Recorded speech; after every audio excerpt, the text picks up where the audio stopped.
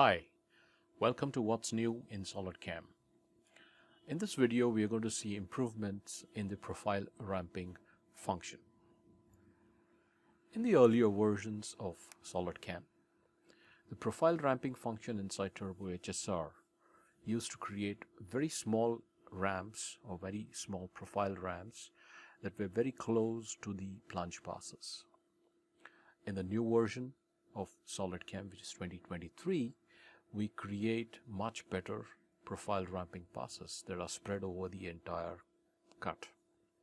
And this avoids creation of tiny ramps that are very close to the plunge moves, like seen in the image in front of you.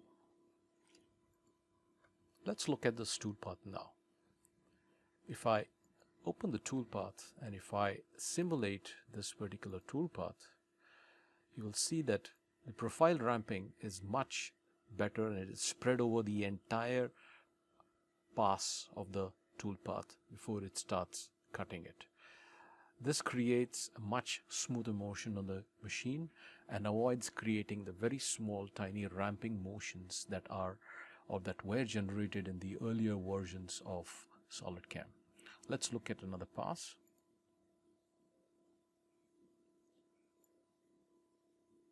As you can see, it takes the entire pass into account before doing the cutting. So this function in SolidCAM creates a much smoother and a much wider profile ramping pass in 2023. Thank you.